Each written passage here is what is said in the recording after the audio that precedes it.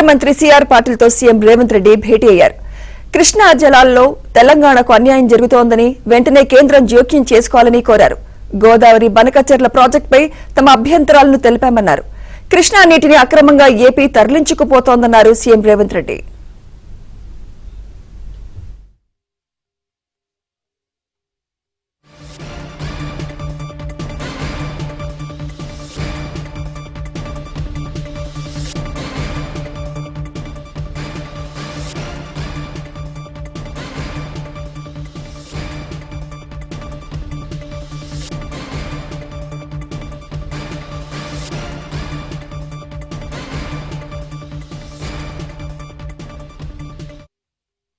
Major సాగునీటికి సంబంధించి ప్రధానంగా చర్చించడం జరిగింది.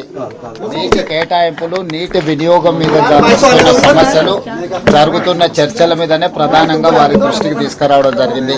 ఇప్పుడు కన్స్ట్రక్షన్ జరుగుతున్న ప్రాజెక్టుల అనుమతులు, నీటి కేటాయింపులు కూడా తక్షణం ఇవ్వాలనే దాని మీద ప్రధానమైన ఎజెండాగా పెట్టుకున్నాం.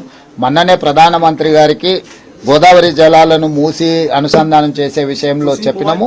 తప్పకుండా అక్కడి నుంచి రిపోర్ట్ అడిగినప్పుడు వాళ్ళు ఇస్తారు. దాని మీద ఆ సందర్భం వచ్చినప్పుడు తప్పకుండా మాట్లాడతాం. ఎస్ఎల్పి గురించి జస్ట్ అవుట్లైన్ బ్రీఫ్ చేసినాం. యాక్సిడెంట్ జరిగింది, యాక్సిడెంట్ లో ఉన్న పరిస్థితి ఇచ్చినాక నేను ప్రధానంగా ఇప్పుడున్న నీటి కేటాయింపులు, నీటి వినియోగము, వాటికి సంబంధించిన నిధులు, అనుమతులు, వాటి మీదనే ప్రధానమైన చర్చ జరిగింది. ఎజెండాలో ప్రధానంగా ఆ అంశాలను ప్రస్తావించడం జరిగింది. మాకు నికర జలాల మీద కడుతున్న సమ్మక్క సారక్క కావచ్చు, లేకపోతే లేకపోతే సీతారామ కావచ్చు, మా ఇతర ప్రాజెక్టులకు నికర జలాల కేటాయింపులు ఇంతవరకు జరగలేదు. మా నికర జలాల గోదావరిలో అదనపు నీళ్లు ఉన్నాయి, గోదావరి నీళ్లు సముద్రంలో కలుస్తున్నాయి, సముద్రంలో కలిసే నీళ్లు మేము వినియోగించుకుంటున్నాం అని వాదిస్తున్న ఆంధ్రప్రదేశ్ మా ప్రాజెక్టులకు ఎందుకు అభ్యంతరం పెడుతుంది?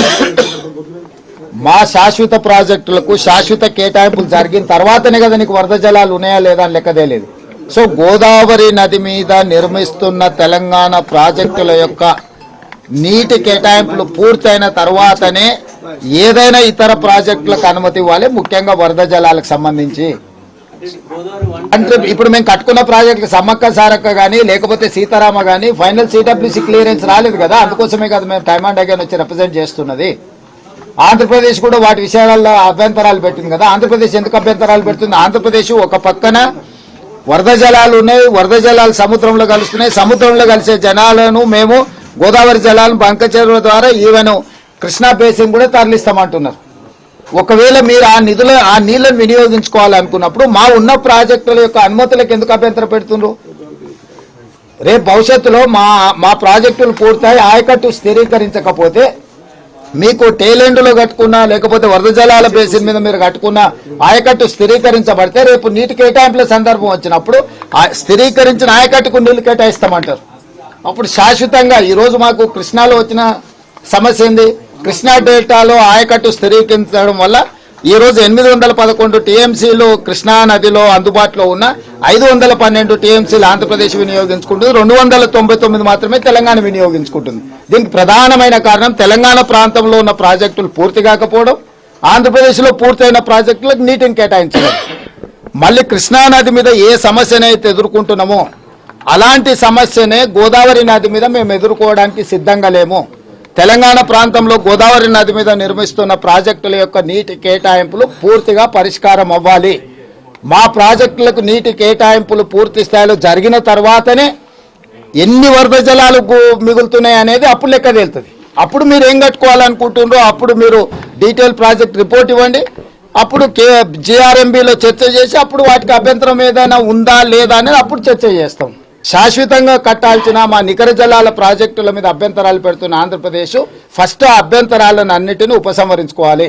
ప్రాజెక్టుల అనుమతిని వాళ్ళు వేగంగా ఇప్పించేటట్టు చూడాలి. కేంద్ర ప్రభుత్వంలో కూడా ఎన్డీఏలో వాళ్ళు భాగస్వాములు కాబట్టి ఒక్కసారి మా అనుమతులు క్లియర్ అయిపోతే మీకు అన్ని క్లియర్ అవుతాయి. మీరు మా కేటాయింపులు జరగకుండా మా ప్రాజెక్టుల యొక్క భవిష్యత్తు గందరగోళంలో అగమ్య గోచరంగా ఉన్నప్పుడు మీరు ఆంధ్రప్రదేశ్లో వరద జలాల మీద ప్రాజెక్టులు కట్టుకుంటామంటే అది తెలంగాణకి ఖచ్చితంగా అభ్యంతరం ఉంటుంది. ఈ విషయంలో శశబిషలకు తావులేదు. తెలంగాణ ప్రభుత్వానికి స్పష్టత ఉన్నది. మొట్టమొదట గోదావరి నది మీద తెలంగాణ నిర్మించుకుంటున్న ప్రాజెక్టుల అనుమతులన్నీ వచ్చినాక మిగతా వాటి మీద ఏ చర్యలైనా తీసుకోవడానికి తెలంగాణ ప్రభుత్వానికి అభ్యంతరం లేదు. కేంద్ర మంత్రి సిఆర్ పాటిల్తో సీఎం రేవంత్ రెడ్డి భేటీ అయ్యారు.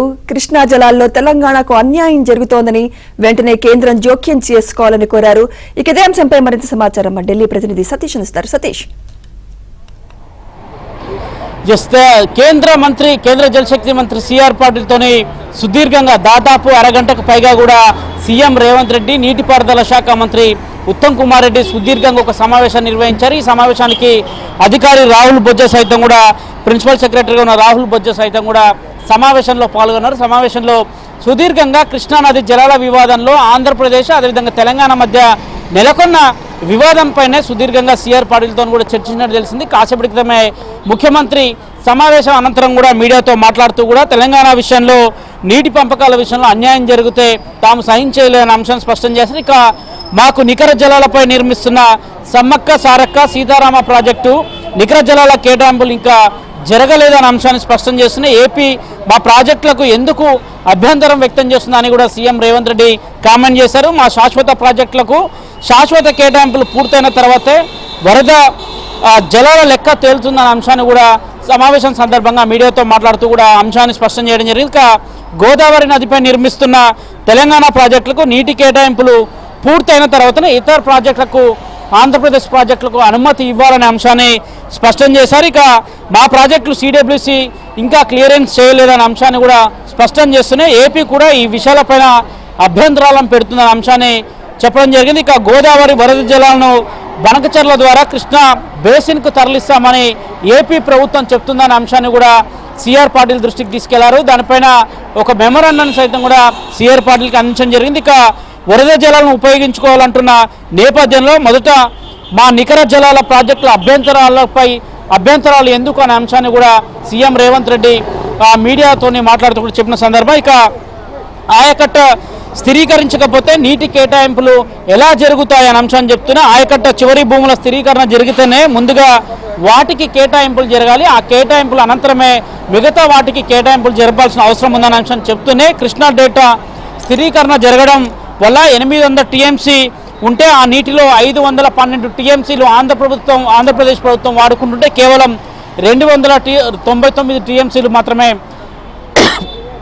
తెలంగాణ ప్రభుత్వం వాడుకుంటుందనే అంశాన్ని కూడా ఆయన చెప్పడం జరిగింది. ఇక తెలంగాణ ప్రాజెక్టులు పూర్తి కాకపోవడం వల్లనే ఈ పరిస్థితి వచ్చింది అంటున్నారు. గత 10 ఏళ్లలో తెలంగాణ నిజంగానే ప్రాజెక్టులను పూర్తి చేస్తే ఖచ్చితంగా ఈ సందర్భాలు ఇట్లాంటి పరిణామాలు ఉండకపోవచ్చు అనే అంశాన్ని కూడా స్పష్టం చేస్తున్నాయి. ఏపీ ప్రాజెక్టులు పూర్తి కావడం వల్ల కేటాయింపులు ఎక్కువ జరిగాయి. తెలంగాణలో ప్రాజెక్టులు నీటి కేటాయింపులు తక్కువ జరిగిన నేపథ్యంలో కేటాయింపులకు సంబంధించిన అంశంలో కూడా కొంత తెలంగాణకు అన్యాయం జరిగిందన్న అంశాన్ని చెప్తున్నాయి. గోదావరి నదిపై నిర్మిస్తున్న తెలంగాణ ప్రాజెక్టులపై నీటి కేటాయింపులు ముందుగా పరిష్కారం కావాలి, అవి పరిష్కారం అయిన తర్వాతకే ఇతర కేటాయింపులపైన కూడా స్పష్టత వస్తుందన్న అంశాన్ని సీఎం రేవంత్ రెడ్డి చెప్పారు. ఇక మా ప్రాజెక్టులకు నీటి కేటాయింపు పూర్తిగా జరిగిన తర్వాతే వరద జలాల మిగులు జలాల లెక్కింపు కూడా జరగాల్సిన అవసరం ఉందన్న అంశాన్ని స్పష్టం చేస్తున్న శాశ్వత నికర జలాల ప్రాజెక్టులపై అభ్యంతరాలు పెడుతున్న ఆంధ్రప్రదేశ్ వాటిని వెంటనే ఉపసంహరించుకోవాలి, మా ప్రాజెక్టులకు అనుమతి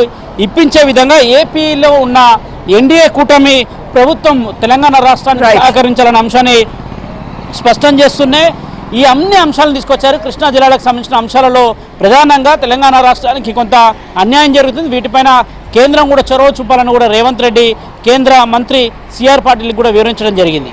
రైట్, థ్యాంక్ యూ సతీష్.